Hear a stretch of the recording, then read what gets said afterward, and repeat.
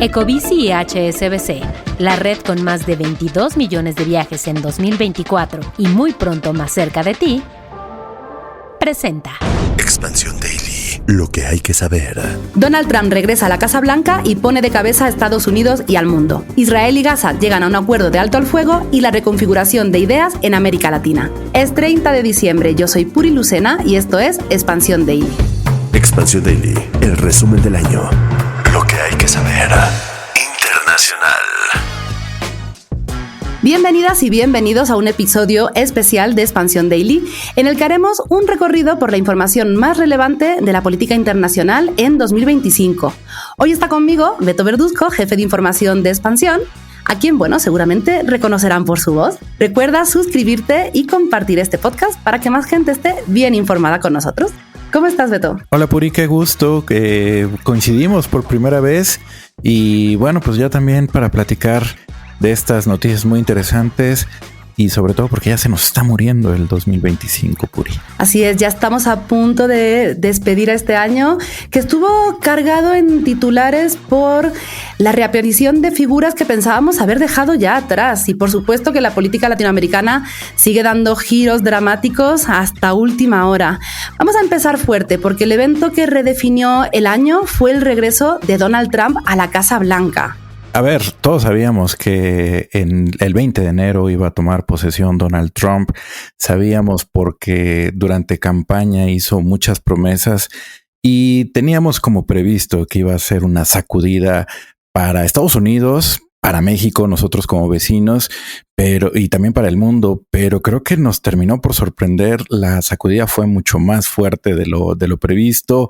Este estilo tan de pronto confrontativo, estas amenazas que comenzó desde el día uno cuando empezó a firmar varios decretos, pues se vio que venía en una versión más recargada, quizás con algo de enojo por cosas que en su primera gestión no logró que salieran y además pues porque no logró tampoco la reelección.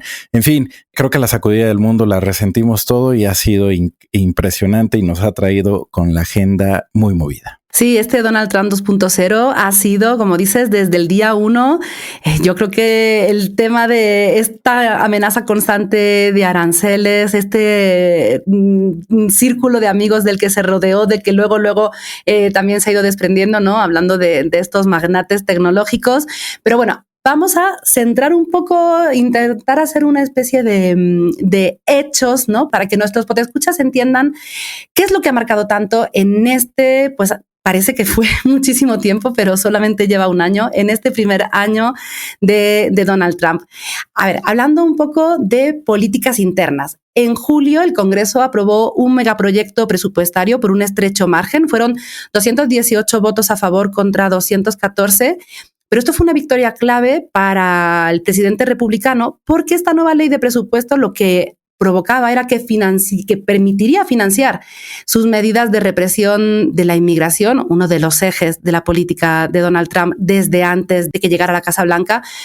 Todos recordamos, ¿no? Aquel debate en el que dijo que los migrantes comían gatos y toda estos fake news, como él decía, ¿no? Que él mismo levantaba. Pero además de esta parte de represión hacia la migración, también hacía permanentes los recortes fiscales de 2016. Los demócratas denunciaron que el proyecto era un regalo a los ricos, que además eliminaría incentivos a la energía verde y que dejaría sin seguro a millones de personas. Pero eso al final lo que llevó es al cierre parcial de gobierno, ¿no, Beto? Sí, un cierre que además de todo fue de récord porque duró 36 días. Justamente el anterior récord también fue con el propio Donald Trump. Fue una parálisis del gobierno que afectó sobre todo a muchos trabajadores. Tenía también muy inquieto al mundo porque obviamente el tener parado al gobierno estadounidense implicaba que muchas actividades estuvieran congeladas y eso a su vez tenía coletazos con actividades que podían pegarle a los distintos países, entre ellos México. Afortunadamente se logró pues el acuerdo, se aprobó este presupuesto y ya iremos viendo cómo lo van canalizando a lo largo del tiempo. Pero fíjate, Puri, otra de las características muy clave, digamos, de este segundo mandato de Donald Trump ha sido todo el asunto de seguridad, de migración y muchas protestas ya también en Estados Unidos, gente que comienza a manifestarse por esta quizás rudeza con la que de pronto Donald Trump se expresa, con la que Donald Trump ha dirigido movimientos. A ver, de entrada, el Servicio de Inmigración y Control de Aduanas, ICE, tuvo un papel clave para cumplir esta meta de Donald Trump de aumentar las deportaciones hasta 1 millón de personas por año. Estamos viendo muy intenso el tema de las redadas, que si en Chicago, que si en Los Ángeles. Bueno, en Los Ángeles hubo un movimiento muy importante, manifestaciones, en fin, el tema de las redadas contra migrantes ha sido intenso a lo largo de este 2025. Sí, y ha sido una de las cosas más dramáticas de esta nueva administración. Hemos podido ver cómo padres dejaban de ir a recoger a sus hijos a la escuela por temor, incluso espectáculos deportivos y musicales que se hacían, bueno, los deportivos se hacían a puerta cerrada, musicales, artistas que avisaban que no iban a hacer gira en Estados Unidos precisamente por ese temor, ¿no?, a la concentración de las personas, pasando desde las cosas más triviales como puede ser esto, ¿no?, de los espectáculos, hasta las cosas más cotidianas como pues que un padre no puede o una madre no puede ir a recoger a su hijo a la escuela, ¿no? Eso también provocó que millones de personas salieran a la calle en junio en las manifestaciones más grandes desde el regreso de Donald Trump bajo el tema no a los reyes, no king. Y como decíamos, al final esto ha sido una imagen que se ha ido repitiendo continuamente y tal vez en este sentido también en la parte más de hacia dónde se movía la ideología de Estados Unidos. Una de las cosas que más marcaron fue el asesinato, ¿no?, del joven activista republicano y aliado de Donald Trump, Charlie Kirk, de 31 años, que fue asesinado a tiros en septiembre durante un encuentro público en la Universidad de Utah. Recordemos, ¿no?, que este activista republicano se caracterizaba mucho, ¿no?, por tener estos encuentros a micrófono abierto con jóvenes estudiantes y en uno de ellos, y además bastante público también, pues perdió la vida. Una de las imágenes yo creo más crudas que vimos durante 2025, Puri, y que además pues nos reflejaba justo esta polarización que se vive en Estados Unidos y bueno, de esta magnitud ha sido, digamos, este enfrentamiento, esta confrontación entre, digamos, las partes que son muy pro-Trump, pero también los anti-Trump. Y no podemos dejar de lado la política exterior, sobre todo el tema de Ucrania, esta guerra que trae con Rusia, donde también Donald Trump tuvo una participación activa. Trump incluso se mostró escéptico de la OTAN. La alianza militar que Estados Unidos comparte con países europeos, ha sido muy escéptico de ella e incluso insinuó que podría permitir que Rusia atacara a algunos aliados. De pronto, Puri, yo no sé si tienes esta percepción, parece que Trump dice una cosa, luego dice otra, está con unos, luego con otros. Ha sido de verdad una montaña rusa Donald Trump que no sabemos con qué ánimo amanece y con quién va a estar de un día y luego con quién va a estar en el otro. Sí, por un lado, como decías, ¿no? Un día anima a Zelensky, al presidente de Ucrania, a intensificar los ataques en Rusia. Después dice que no debería atacarlo. Luego todos tenemos también presente, ¿no?, esta reunión tan ríspida, por decirlo de una manera amable, ¿no?, en la que acabó también bastante duro, ¿no?, el enfrentamiento con Zelensky, hasta que finalmente, bueno, pues en noviembre Trump presentó un borrador de plan de paz de 28 puntos para Ucrania, que de nuevo generó alarma porque pedía a Kiev que cediera territorio y renunciara a sus ambiciones a unirse a la OTAN. Así que bueno, Beto, vaya año para la Casa Blanca, que además ha tenido pues estos tratados de paz influenciados por el presidente estadounidense, que con todo y todo creo que lo que más le ha dolido este año es haber dejado escapar o haber perdido ese premio Nobel de la Paz que tanto ambicionaba. Pero esto nos da pie para hablar del siguiente tema que marcó el año, y es el acuerdo de alto al fuego entre Israel y Gaza después de 2 años de una guerra devastadora que inició tras el ataque transfronterizo de Hamás el 7 de octubre del 23. Después de pues, un genocidio, finalmente este acuerdo sobre la primera fase de un alto al fuego en Gaza en octubre de 2025 con un plan de 20 puntos establecido precisamente por Donald Trump, que ha servido de base para las negociaciones, Beto. A ver, Puri, yo creo que esta es de alguna manera, y espero que sea el inicio de buenas noticias en la zona, porque pues mucha gente, muchos civiles han sufrido de una guerra, de un conflicto que por años han arrastrado, y bueno, cualquier viso hacia la luz, hacia la paz, pues siempre va a ser bienvenido. Este acuerdo fue mediado por Qatar, Egipto, Estados Unidos y Turquía. A ver, para que lo entendamos un poquito mejor, su fase inicial se centró en el canje de los últimos 20 rehenes israelíes vivos, además de 28 fallecidos, a cambio de la excarcelación de cerca de 2,000 palestinos presos en Israel. Aquí el presidente de Estados Unidos, Donald Trump, se adelantó a otros líderes y anunció el alto a fuego. Posteriormente declaró ante el Parlamento israelí que la larga pesadilla para ambos lados había terminado. Y como te decía, Puri, son buenas noticias, pero hay que, también tomarlo con ciertos matices, porque, a ver, la situación humanitaria ya era muy, muy crítica. La ONU había declarado oficialmente la hambruna, mucha gente sufriendo, 2.2 millones de habitantes que hoy se encuentran sin hogar, sobre todo en esta parte de la franja de Gaza. Ya el que haya estos visos de un poco de estabilidad o el camino hacia la paz, pues yo creo que esperemos que en 2026 estemos contando de que esto ya va en un proceso mucho más avanzado. Sí, a ver, porque el proceso contempla el retiro programado de tropas israelíes y la entrada de ayuda humanitaria. Esta ayuda, sin embargo, que entra a diario sigue siendo insuficiente para las necesidades de la población. La verdad que Gaza ha quedado devastada y la posguerra presenta muchísimos desafíos. Beto, al final han sido 2 años, tú mismo lo has dicho, ¿no? 2.2 millones de personas sin hogar. Solamente reconstruir el sistema sanitario, donde 213 hospitales fueron atacados, va a costar al menos $7,000 millones y la limpieza de artefactos explosivos sin detonar podría llevar entre 20 y 30 años. Así que bueno, tenemos este optimismo del alto al fuego, pero realmente también hay que tener en cuenta que esto no es un tratado de paz, que hay varios vacíos sustantivos, que el plan no aborda el estatus de Jerusalén, que no aborda la violencia en Cisjordania, donde 609 palestinos, incluyendo 146 niños, han muerto a manos de autoridades o colonos israelíes. Así que este es un tema que vamos a seguir arrastrando en 2026 y que tendrá que ocupar todavía pues, la agenda política, ¿no? para poder encontrar una solución más estable y más duradera a este conflicto. Y tomando, Beto, el tema de nuevos líderes y transiciones, 2025 también vio el fin de un pontificado y el inicio de una nueva era en la Iglesia Católica. Sí, Puri, bueno, pues el Papa Francisco murió. Un Papa Francisco que con él se termina una era para mí de gestos, de símbolos.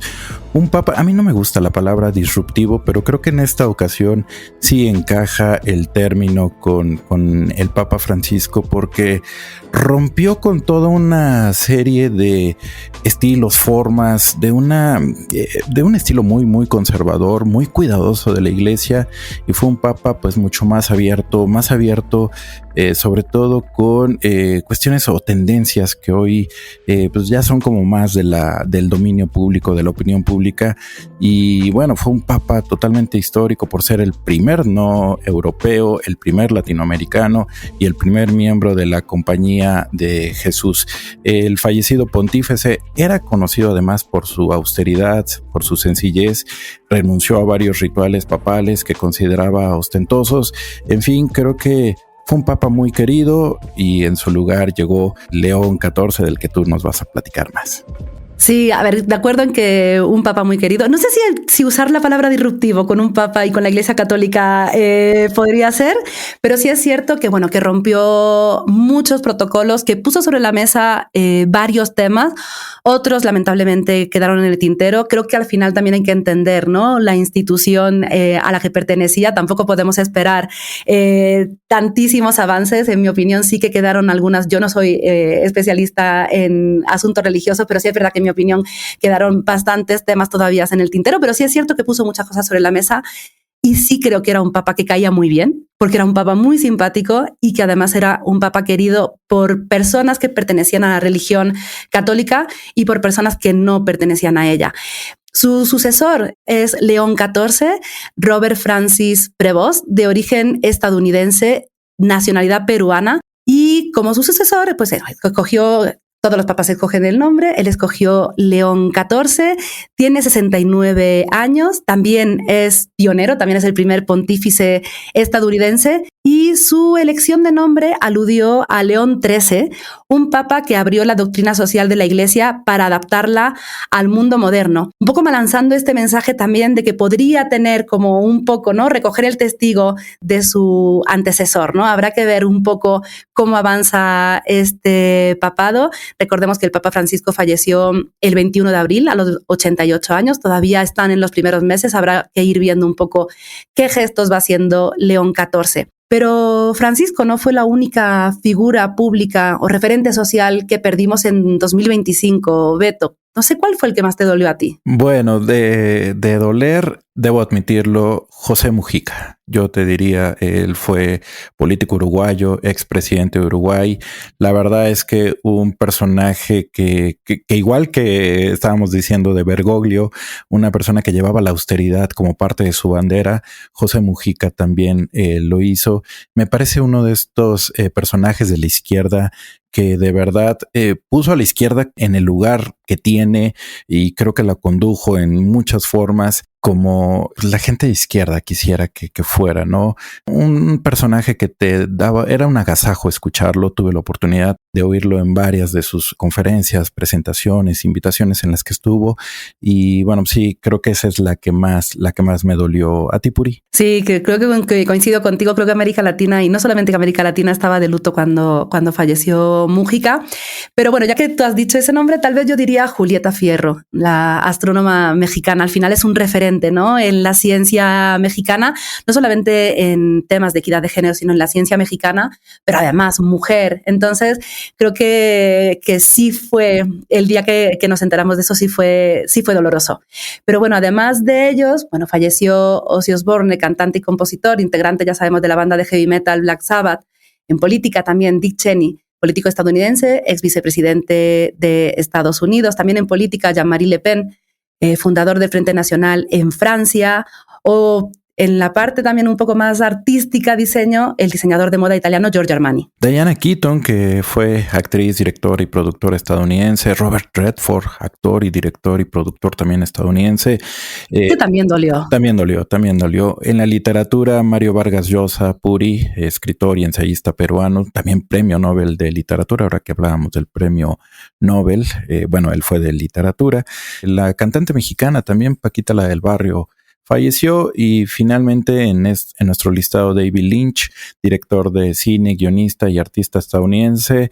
Seguramente hubo otras personas. Podrían la gente que nos escucha ahí escribirnos en sus comentarios quién más recuerdan que se nos fue en este 2025. Y continuando con América Latina, vaya que vivió un año de consolidación de la derecha, de movimientos además dramáticos también en sus sistemas judiciales. Tenemos que hablar de lo que está ocurriendo en América Latina, Beto, porque esta ola de gobiernos de derecha se ha consolidado en el sur del continente, mientras que un viejo conocido se encontró con la justicia, todo en el mismo año. Sí, Puri. A ver, yo te diría de entrada, América Latina no giró a la derecha por ideología, sino por hartazgo. A ver, yo siento que hay un mensaje muy muy claro en 2025, que es: la democracia sin resultados también pierde legitimidad. Y esto, lo que ha pasado, lo que ha ocurrido, estos personajes que fueron tomando fuerza en sus mensajes y que fueron ganando adeptos y que hoy están en la posición para gobernar a sus países, capitalizaron el hartazgo, capitalizaron los pocos resultados.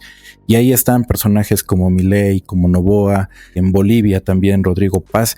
En fin, Puri, ya iremos ahorita hablando de cada uno de ellos, pero creo que el gran tema es la capitalización de los no resultados y el hartazgo de la gente. Y yo no sé, los demás países que hoy están viendo cómo se pinta del color de la derecha América Latina, deberían estar pensando si no quieren que ocurra eso en los países que hoy gobiernan, ¿no? Sí, es difícil pensar, ¿no? Que ciertos personajes podrían estar en el poder hoy si no hubiéramos vivido, pues tal vez esta parte de expectativas no cumplidas, ¿no? Con gobiernos anteriores de izquierda. Y creo que también influyó el hecho de que, pues, el regreso de Donald Trump a la Casa Blanca, ¿no? Todos hemos visto cómo también ha tenido, pues, estos guiños, estos mensajes en las elecciones de los países latinoamericanos en este último año, avisando y lanzando sus pequeños mensajes de cómo podría ser amigo de X país si gana tal personaje y cómo podría resarcirse la relación si no lo hace, ¿no? Pero también, antes de hablar de este tema de cómo ha quedado este mapa político en América Latina, tenemos que hablar de la líder opositora venezolana María Corina Machado, quien el 10 de octubre de 2025 fue precisamente galardonada con el Premio Nobel de la Paz, que, como decíamos, tanto ambicionaba Trump. No lo ganó, pero bueno, también fue una pequeña victoria, ¿no? Para él, Machado, que representa precisamente una controvertida postura de derecha dura en Venezuela, que generó polémica incluso en el año de su galardón por manifestar su respaldo al despliegue militar de Estados Unidos en el Caribe, una acción que el gobierno de Nicolás Maduro calificó como una amenaza. Pero el Comité Noruego del Nobel destacó su incansable defensa de la democracia frente al brutal gobierno de Maduro. Sí, nos dio mucho de qué hablar en estas últimas semanas del año, el tema de Venezuela en general, Puri, pero bueno, centrémonos otra vez o regresemos al tema de los liderazgos de la derecha en América Latina. Milei y Noboa, por ejemplo, consolidaron su poder, la derecha regresó a Bolivia tras 20 años.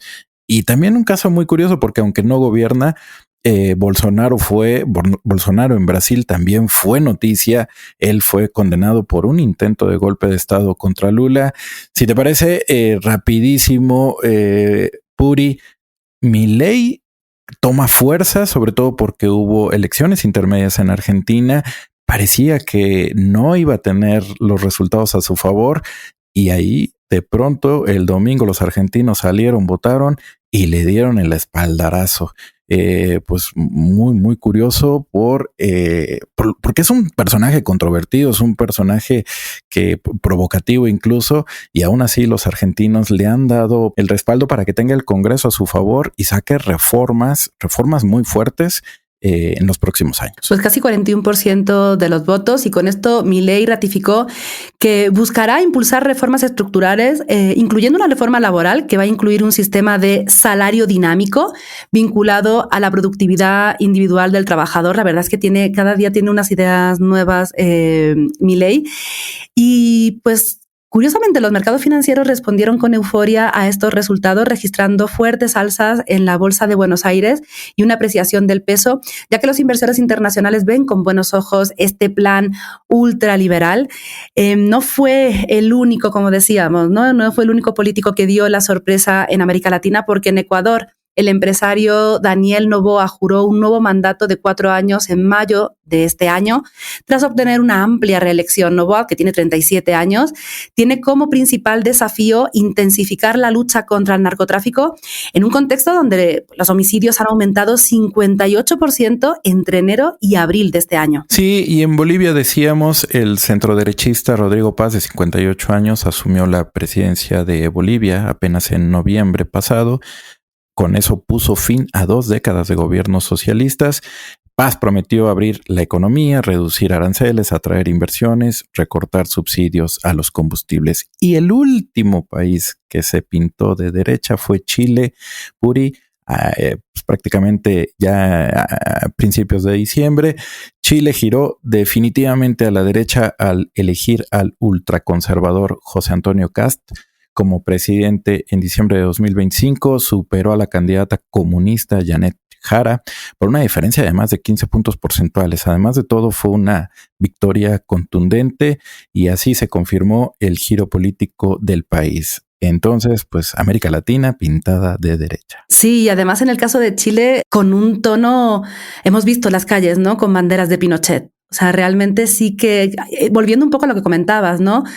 Este hartazgo, esta capitalización del hartazgo hacia gobiernos que no han dado los resultados esperados, hasta esta expectativa y esta esperanza que no ha sido cumplida, ha sido lo que al final también ha upado a este tipo de políticos en el poder, ¿no? Porque al final Kast lo que hizo fue centrar en la inseguridad y en la inmigración irregular toda su campaña, prometió mano dura contra el crimen, la expulsión de casi 340,000 inmigrantes indocumentados, principalmente venezolanos, de hecho, y este mensaje fue el que le llevó al poder. Así que un cierre de año intensísimo en América Latina.